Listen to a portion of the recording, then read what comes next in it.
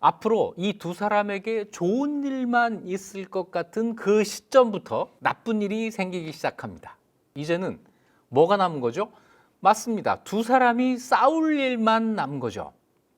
그 둘의 싸움은 태종의 여자 문제에서 시작돼요. 태종 1년, 그러니까 왕이 된 지 몇 달 지난 다음에 이런 사건이 벌어집니다.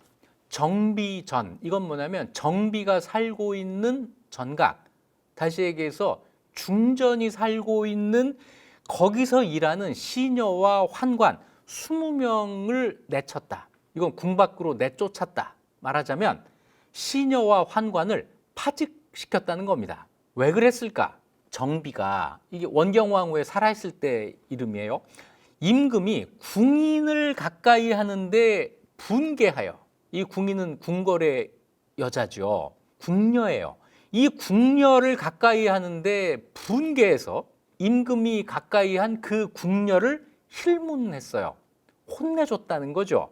그랬더니 임금이 화가 나서 직접 왕비, 이 중전한테는 뭐라고 못하고 중전을 시중 들던 시녀와 환관들을 파직시켰다는 겁니다.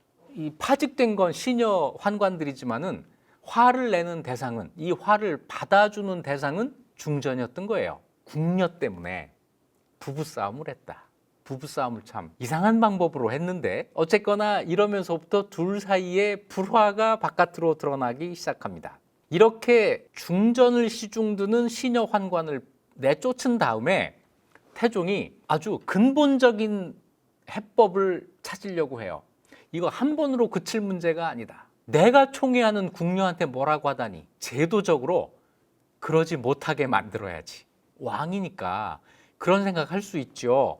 그래서 그 일이 있고 나서 한 6개월 정도 지난 태종 2년 1월 달에 사람들을 불러서 역대 후궁 제도를 조사해서 보고하라. 후궁을 드리겠다. 이런 거예요. 그랬더니 이런 일은 어디에서 하는 거죠? 2호 예병 형공 6조 가운데 예조에서 하는 일이겠죠. 예조에서 중국 역대의 황제 제후들의 부인의 수를 조사해서 왕한테 보고를 합니다. 자, 저희가 봤더니 예기라는 책에 혼의편이 있는데 예기 혼의편에 보니까 제후는 9명에게 장가들고 9명과 결혼하고 경대부는 1처 2첩, 처 1명에 첩이 2명, 사, 이때 사는 관직에 오르지 않은 사람이에요. 이 사람은 1처 1첩, 처 하나 첩 하나. 중국에서 그랬다는 얘기입니다. 그것도 아주 옛날에. 이걸 보고를 해요. 그 사람들이 왜 그랬을까를 우리가 생각해 보니까 후손을 번창하게 하고 부인이 많아야 후손이 많아진다는 거니까요. 또 음란함을 막기 위해서 그러는 거다. 이렇게 숫자를 정해놓으면 이것보다 더 많이 드리지는 않을 테니까. 이게 최대치예요. 이렇게 보고를 해요. 고려에서는 어떻게 했느냐. 이걸 또 조사해 봤더니 고려는 처와 첩의 구분이 없습니다. 고려는 첩이라는 게 없단 말이에요. 이게 없어서 많을 때는 너무 많고 없을 때는 또 너무 적어서, 자, 고려 왕실을 보면은요, 고려 말쯤 되면 공민왕 이후로 후사가 없었어요. 공민왕의 아들이 우왕 한 사람 있었는데 이 우왕이 공민왕의 아들이냐 신돈의 아들이냐 이거 가지고 그때 시끌벅적 했단 말이에요. 공민왕에게 아들이 여럿 있으면은 일어나지 않을 불필요한 논란이 일어났던 거죠. 자, 그래서 그 얘기를 하는 겁니다. 고려는 왕실에도 적, 서, 처, 첩 이런 구분이 없다 보니까 어떤 왕은 너무 많고 어떤 왕은 너무 적고, 그래서 후사가 끊기기에 이르렀습니다. 그것도 바람직하지 못합니다. 그러니 적절한 후궁을 드리도록 하십시오. 이렇게 된 거예요. 자, 내가 궁녀를 가까이 하는 게 못마땅해? 태종이 아예 그렇다면 후궁을 제도적으로 드리도록 할 거야. 이러고 나간 거예요. 이거 뭔가 저 태종이 삐뚤어진 거 아니에요? 이거 너무 싸움을 크게 또는 근본적으로 만들고 있는 거 아니에요? 여기다 대고 또 태종실록은 이 사건 뒤에 자기들의 생각을 이렇게 또 붙여놨습니다. 정비는 원경왕후예요. 천성이 투기가 심했다. 그래서 임금의 은혜가 아랫사람에게 미치지 못했으므로, 이건 뭐냐면 왕비 아랫사람 다른 여자들에게 미치지 못했으므로 임금이 후궁을 갖추려고 한 것이다. 왕비의 방어선을 제도적으로 무너뜨려야겠다. 그래서 이거를 만들려고 했다는 건데, 그 이유를 투기가 심해서 그랬다. 문제를 이 원경왕후 쪽으로 돌리고 있잖아요. 다 똑같은 사람들이다 라는 거죠. 그리고 그로부터 2달 뒤에 공식적으로 후궁을 드립니다. 권홍이라는 사람의 딸 권씨를 별궁으로 맞아들여서 후궁으로 책봉을 해요. 그때 이걸 하려고 하니까 원경왕후가, 실록의 기록이 이렇게 돼 있습니다. 임금의 옷을 붙잡고 말하기를, 상께서는 어찌하여 예전의 뜻을 다 잊으셨습니까? 제가 상과 함께 어려움을 지키고 같이 화란을 겪어 국가를 차지했는데 이제 저를 잊음이 어찌 이에 이르셨습니까? 옛날에 내가 한 일을 이렇게 다 잊을 수 있는 거야? 너 변했어? 뭐 이런 이야기예요. 이러면서 울기를 그치지 않고 음식도 들지 않았다. 단식투쟁에 들어간 겁니다. 그래서 태종이 후궁을 드리기는 하는데 제대로 모양을 갖추고 절차를 따라서 하지를 못하고 환관과 시녀 몇 사람을 데리고 권씨를 별궁에서 맞이했다. 이래놓고 또 태종은 태종대로 삐져요. 그래서 이 일로 정비, 원경왕후는 마음의 병을 얻었고 임금은 수일 동안 정사를 보지 않았다. 나 일 안 할 거야. 이게 말이나 됩니까? 어쨌거나 즉위하고 1년, 2년 사이에 이런 일이 있었던 거예요. 여자 문제로 갈등이 생기고 싸움이 벌어지고 이렇게 된 거죠. 이걸 실록을 편찬한 사람들은 일방적으로 태종 편에서 원경왕후의 투기, 여자가 그러면 안 돼, 이렇게 기록을 했지만 이거는 입장 바꿔서 생각해 볼 필요도 있는 거죠. 후궁만 드린 게 아닙니다. 권씨는 정식으로 간택한 후궁이에요. 이런 절차 거치지 않고 자기가 마음에 드는 궁녀를 갑자기 후궁을 만드는 경우도 있었습니다. 나중에 기록된 사실입니다. 태종 15년이니까 왕이 된 지 15년 뒤에 있었던 어떤 사건 때문에 밝혀진 사실인데요. 태종이 역사를 기록하는 춘추관 관리들에게 이런 명령을 내려요. 중전 민씨가 음험하고 잔인하고 교활하다.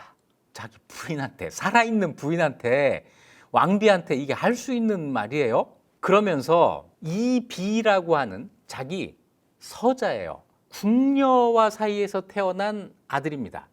이 이비가 처음 태어났을 때 이비와 그 어머니를 사지에 둔 죄, 죽이려고 했던 죄를 갖춰서 역사책에 써라, 이런 명령을 내린 거예요. 그러면서 그 내용을 이렇게 풀어줍니다.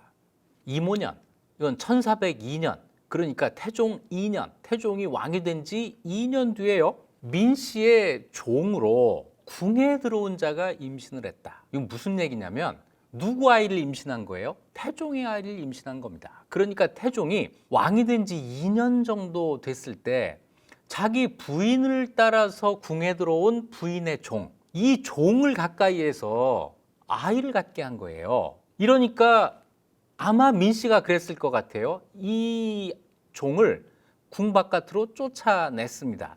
자, 궁 바깥에서 이제 산딸이 되어서 산통이 시작이 돼요. 배가 아픕니다. 그러니까 그 종과 같이 살고 있던 또 다른 종이 궁으로 달려와서 민씨에게 보고를 했어요. 그러니까 민씨가 방 안에 있게 하지 못하고 방 바깥, 문 바깥 다듬이돌 옆에 내다 두게 했다는 겁니다. 그때 계절이 12월 한겨울이었어요. 민씨가 이 종을 죽이려고 한 거 아니냐, 이 이야기를 지금 태종이 하고 있는 거죠. 그런데 어찌어찌 살아가지고 아이를 낳았습니다. 아이를 낳으니까 또 민씨 집에서, 민씨뿐 아니라 그 이제 동생들까지 여기에 엮이게 되는데, 민씨 집에서 이 모자를 여기저기로 옮겨 다니게 했다는 겁니다. 순교리에 사는 궁궐에서 일하는 노비 벌개 집 앞 토담집으로 옮기게 했다가 또 저쪽 경기도 교화의 집으로 보냈다가 이래서 아주 갓난 아기와 아이를 낳은 그 산모가 추위와 옮겨지는 괴로움으로 병을 얻었다. 그들이 살아남은 것이 천행이다. 내가 그때는 알지 못하고 있었는데 나중에 그걸 알게 됐다. 지금 내가 늙어서 가만히 생각해 보니 참으로 측은하다. 핏덩어리가 기어다니는 것을 보면 사람들이 모두 불쌍히 여기는데 민씨 일가가 여러 가지 방법으로 죽이려고 한 것이 이처럼 극악했다. 내가 지금 말하지 않으면 역사를 기록하는 사람이 이걸 어떻게 알겠는가? 마땅히 역사책에 이 사실을 상세하게 기록해서 후세에 밝게 보이게 하고 외척으로 하여금 경계할 바를 알게 하라. 앞으로 후대의 외척들은 전부 이걸 알고 스스로의 행동을 조심하도록 시켜라. 이렇게 명령을 한 건데 여기에서 중요한 사실은 뭐죠? 태종이 부인의 종을 가까이에서 아이를 낳았다는 거예요. 그리고 이 사실을 이 부인이 알고 있었다는 거죠. 정식으로 간택해서 후궁이 되기도 하고 이렇게 어쩌다가 자기 마음대로 궁녀를 후궁으로 들이기도 하고 태종이 계속 이러고 있었던 겁니다. 태종과 원경왕후의 싸움은 이것만으로 그치지를 않았어요. 태종이 원경왕후 집안, 그 집안을 뭐라고 해야 돼요? 풍비박산, 정말 남김없이 전부 쓸어버립니다. 원경왕후에게 남동생이 4명이 있었어요. 민무구, 민무질, 민무휼, 민무회. 성이 민씨인데 한열자 돌림자가 없을 무자입니다. 뭐가 없느냐? 흠이 없고 민무구, 질병이 없고 민무질, 불쌍함이 없고 민무휼, 후회가 없다 민무회.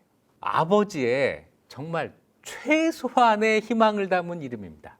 얘가 앞으로 이렇게 되게 해주세요 이런 적극적인 희망이 아니고요, 이런 거는 없게 해주세요 하는 소극적인 희망을 담은 이 4아들을 태종이 다 죽여버려요. 남동생 4을 다 잃게 됩니다. 혐의는 이거예요. 협유집권. 어린아이를 협은 끼고 권력을 잡으려고 했다. 이때 이 어린아이는 누구냐면 세자 양녕대군입니다. 그러니까 이 4사람은 세자에게는 모두 외삼촌이 되죠. 외삼촌들이 어린 조카를 끼고 자기들이 권력을 잡으려고 했다라고 하는 것이 이 4사람을 죽인 구실이 되는데, 얘기가 이렇게 됩니다. 1402년에 태종이 창종이 났다. 창종은 부스럼, 곪는 거예요. 옛날에는 이 종기가 나는 게 굉장히 위험한 병이거든요. 이때 민무구, 민무질 2사람이 왕의 병세를 엿보면서 뭔가 기회를 만들려고 했다라는 혐의입니다. 물론 입증된 건 하나도 없어요. 그런데 일방적으로 그런 혐의를 뒤집어 씌운 겁니다. 1404년에 양녕이 세자로 책봉이 됩니다. 양녕이 세자로 책봉됐다는 것은 양녕의 외삼촌들이 이 다음 왕의 외척이 될 가능성이 그만큼 커졌다는 걸 뜻하죠. 게다가 한 가지 더 있습니다. 양녕이 어릴 때 고려시대에 계속 그래왔던 것처럼 외가에서 성장을 한 거예요. 그래서 이 외삼촌들과의 관계가 각별했다는 거죠. 자, 이것 때문에 태종이 처남들을 경계했던 것이고, 처남들은 그것 때문에 매형, 태종의 경계를 받고 나중에 그 화를 당하게 되는 건데, 1406년에 태종이 이 양녕에게, 세자에게 양위를 하겠다, 왕위를 물려주겠다고 선언을 해서 평지풍파를 일으킨 적이 있습니다. 태종은 18년 왕위에 있는 동안 4번 왕위를 물려주겠다고 해서 문제를 일으켜요. 이걸 그대로 두면 큰일 납니다. 갑자기 내가 왕위를 물려주겠다고 했을 때 너는 왜 가만히 있었어? 왜 말리지 않았어? 이래가지고 또 화를 입을 수 있거든요. 울며 불며 아주 절실하게 이걸 말려야 돼요. 그래서 그때도 말렸는데 민무구, 민무질 2사람이 너희는 왜 말리지 않았어?